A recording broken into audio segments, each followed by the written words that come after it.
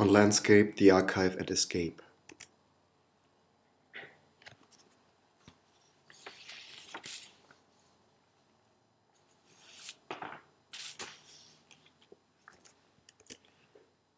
What is landscape today? What is an archive? Close to my eyes and far away in the distance, I see a void, a horizon of infinite stories, zooming back and forth like a flickering whirlwind. The archive and its multiple references are at one point static, from another perspective begin to move and linger in the back of my mind. This static and at the same time revolving memory provides a source and inspiration and expects to be fed like a hungry child. Handling the archive as an experiential container, selecting and judging, reorchestrating its elements into unexpected relational nodes, rendering its facts and objective truth into fictitious elements to construct another reality. This reenactment of archival research and recombination provides the same joy as dealing with color on the canvas. The topic landscape, used in painting for several hundred years, whether as historical, political, social, economic, cultural, or as romantic topic, has failed for today's global unrest and unease. The topic has to be emptied out like a void. While I research the database of NASA's Martian rover Spirit, landscape as data transfer and as an uninhibited territory becomes a projection either as fictive or as real vision of how the future may interact with its presence. Looking at Martian landscape evolves an escapist attitude, echoing back Robert Smithson's land art projects and his sci-fi obsessions. It distances its metaphor as untouchable realm for today's human vision and clings to a near future maybe out of touch or in touch. And this touch of a maybe near future of uninhibited landscape implies a subjective view on territory seemingly erased of psychological conflicts. This opens a critical approach towards landscape, echoing multiple references from Space, Site and Intervention by Erika Sonderborg, Across the Beaten Track by Lucy Lippard, Site Specificity, the Ethnographic Term by Alex Coles, Across Michael Foucault's Les Heteropies, Towards Rethinking the Map by Dennis Wood. From Algero Boetti's MAPA projects towards Irit Rogoff, Terra Infirma and other recombinations.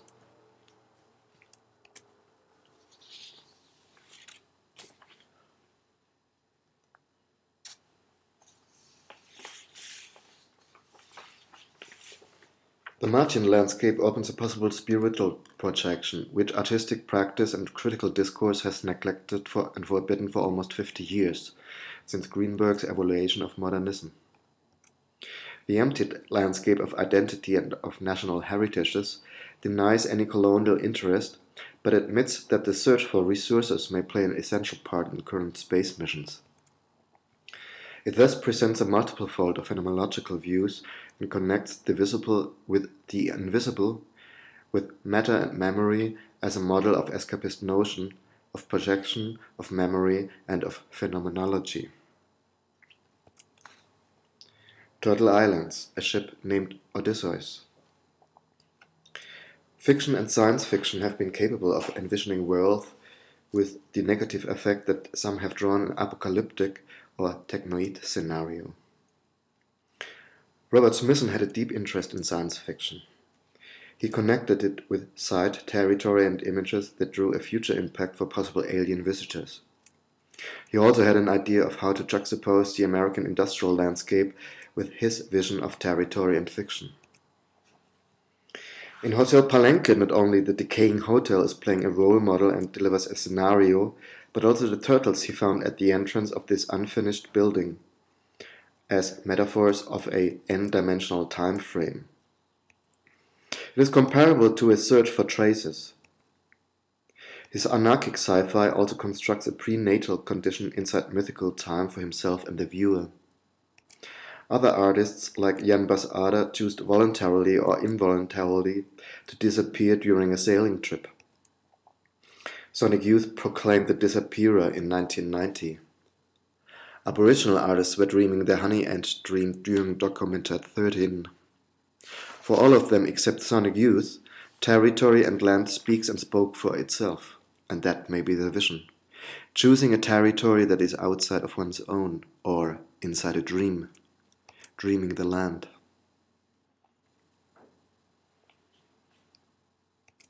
Maps.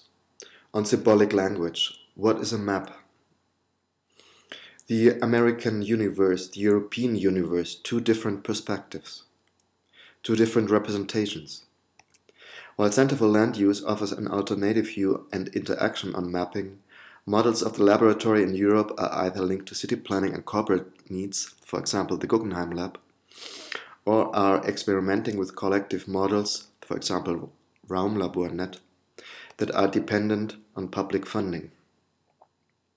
Artists, for example, like Andrea Zittel, connect collective living and production with the gallery system to gain financial support, whereas models of collective living and production or research are mostly excluded from the gallery system, compensated and positioned via extensive online media presentation on social networks.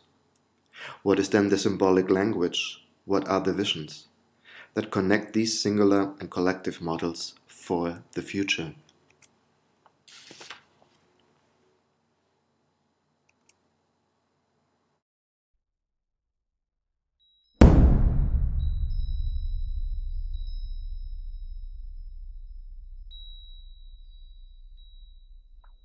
(2035) Peter Allen.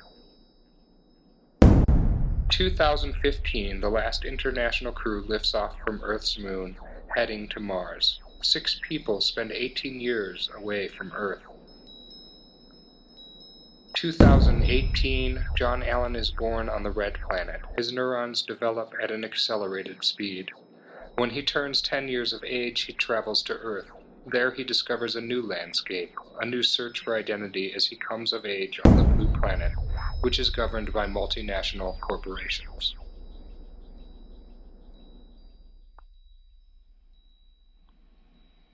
(2015) Scene from the Moon.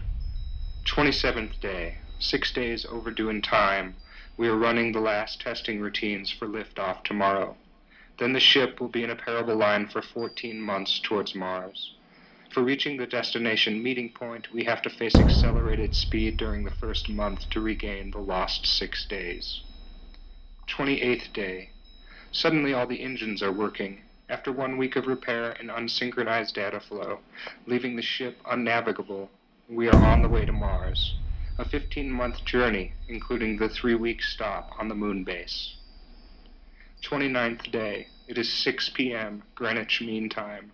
The ship is guided by the moon's station in its orbit, circling the moon for 8 hours, and then using the spin for the parabol line into space. Well, the International Space Station between the Earth and the moon never received its final destination, caused by financial and political controversies since 2010. National securities grew, and military budgets tripled in 2 years on Earth. Our manned flight to Mars was compiled in a hurry, expecting severe financial cuts in the years after 2010. We are probably the last international collaboration inside our solar system for decades. After reaching the moon base, the screen's malfunction spread rumors of sabotage. There should be no delay in transmitting data between our ship, the home base, the interconnected old space station, between Earth and the moon. While the problem along the screen seems fixed, the data received and sent still has a lag, although it shouldn't. We have to switch to a different satellite to reinstall some programs for coded transmissions. The collapse of the communication system made us stay longer than expected.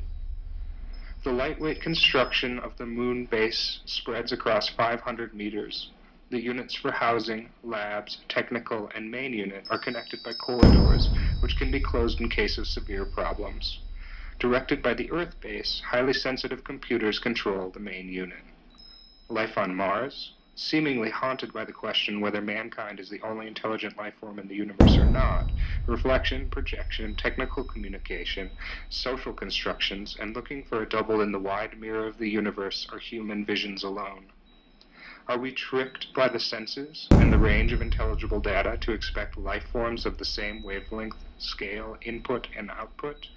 Without the body's sensory equipment, all electronic, light, and magnetic data flows would be obsolete.